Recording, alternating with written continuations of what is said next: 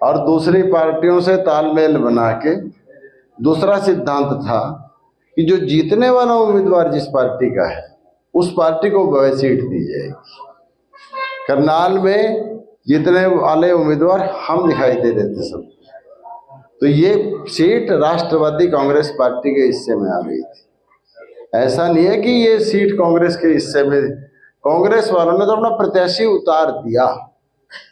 मेरे पास तो कांग्रेस वाले बहुत दिन पीछे पड़े रहे, हाथ का निशान, हाथ का निशान।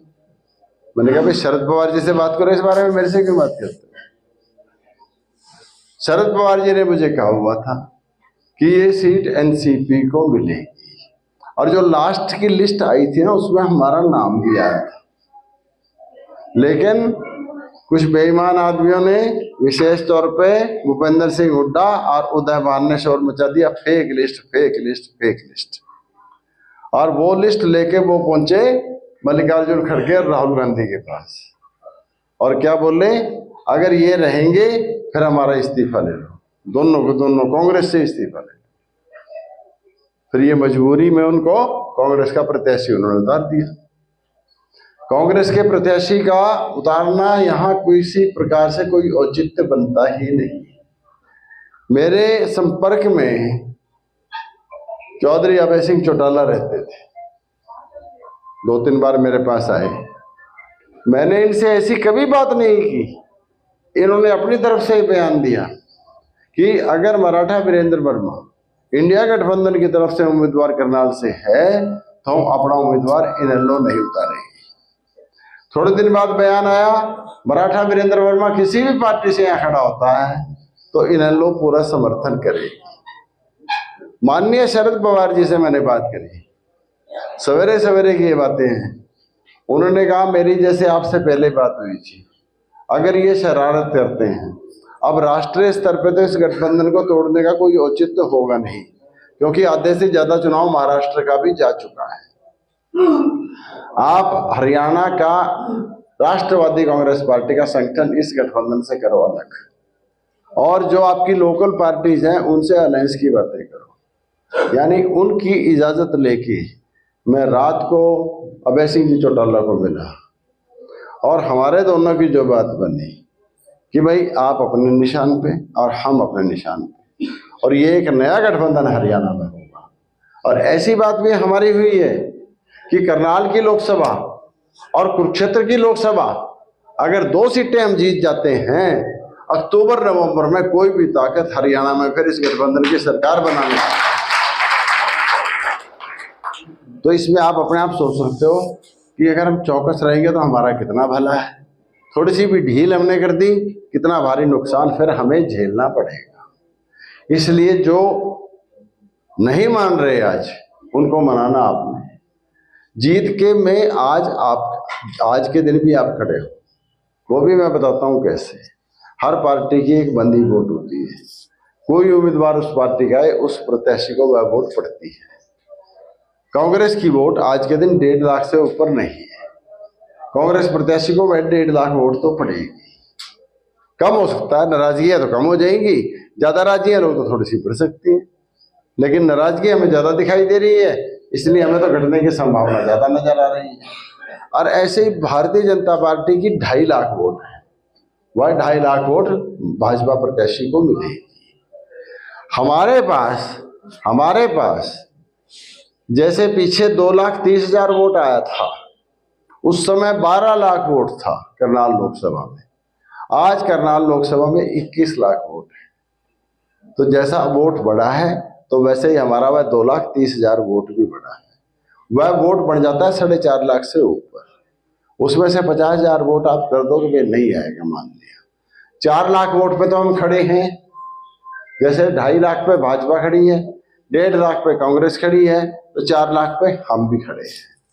अब हमारे साथ जुड़ रहा है इंडियन नेशनल लोकदल और उसकी 2 लाख वोट, और जाट समाज के मेरे पास अपने आप ही मैसेज संदेश आ रही है, और मैंने रोडों की टीमें जाटों के गांवों में भी निकाल दी है, क्योंकि जाट इस बेचैनी में है कि वोट दें तो कहाँ दें, और उनमें एक खुसर फुसर चल रही है।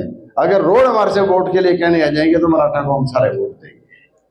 आप कहाँ पहुंचते हो मेरे भाइयों, अपने आप अंदाजा लगाओ। सिख वोट सारा आपके तरफ इंतजार कर रहा है, सिख वोट आपको देख रहा है। तो आप, और ये बैकवर्ड क्लासेज में 1/3 वोट कश्यप समाज का है। आपके गांव में भी शायद कोई ना कोई कश्यपों के घर शायद जरूर मिलेंगे, ठीक है।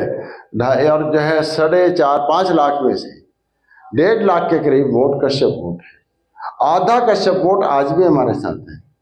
कश्यप नेताओं की 3 गाड़ियां आज सारे हल्के में निकली हुई हैं कि भाई ये कश्यप वोट को हम 80% करेंगे। अब इस बात को सुनकर मुझे आप ये बताओ, आप जीत की स्थिति में हो कि नहीं? आपका विश्वास अंदर पैदा होता है कि नहीं होता है कि हम जीतते हैं? क्योंकि अगर विश्वास आपके अंदर पैदा होता है तो आप हौसले में रहते हैं। हौसले में आया हुआ आदमी कुछ का कुछ कर सकता है। और अगर आपके अंदर विश्वास नहीं जागेगा तो आप मरे मरे रहोगे, हौसला आपका टूटा टूटा रहेगा और आपको दूसरा कोई और लुटाई करके ले जाएगा। आप मेरी बात को पकड़ रहे हैं? तो इसलिए मैं ढीले ढीले चेहरे देखने में मुझे भी मजा नहीं आ रहा। आप चुस्त चेहरे, मजबूत चेहरे, हौसले में, जज्बे में, जुनून में होंगे, क्योंकि राजनीति में सत्ता कोई ऐसे नेता प्लेट पर रख के। आज तक दुनिया जब से बनी है, राज कभी किसी को मांगे से नहीं मिला। जमीन मांगे से मिल सकती है, पैसा मांगे से मिल सकता है, खाना मिल सकता है, आपको सब चीज मांगे से मिल सकती है, लेकिन राज आप किसी को भी आज तक मांगे से नहीं मिला। राज तो युद्ध लड़ना पड़ता है राज लेने के लिए।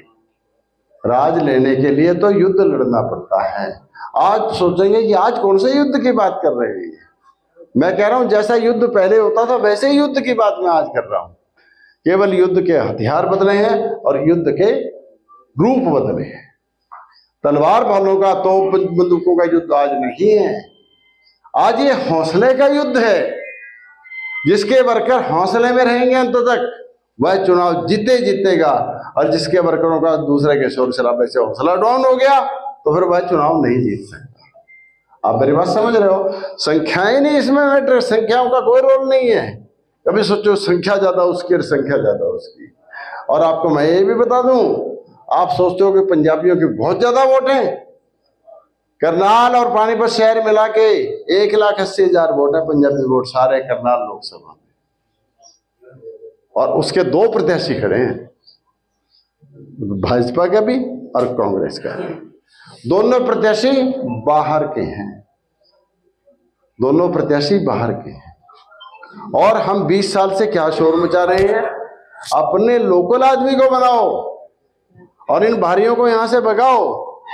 क्या लाभ मिलेगा आपको? मैं भाइयों बहनों एक उदाहरण दे देता हूं। इंडियन ऑयल की रिफाइनरी है, एक पेट्रोल पंप के रूप में हमारे पास खड़ी है। इससे हजारों में गाड़ियां रोज रॉ मटेरियल लेके दूसरे राज्यों में जाती हैं। अगर आपने अपने एमपी आज बनाए होते, यहां कभी के उनके कारखाने यहां लग जाते, एंसिलरी यूनिट जिनको बोलते हैं। एंसिलरी यूनिट लाखों की संख्या में लगने की संभावनाएं यहाँ हैं, और एक यूनिट में 500 हजार बच्चे नौकरी लग सकते हैं।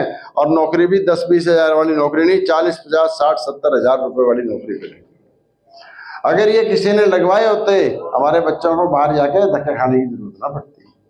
तो एक बड़ी, देखिए एक सीरियस बात है, गंभीर बात है, जिस पे आज हमें सोचना पड़ेगा।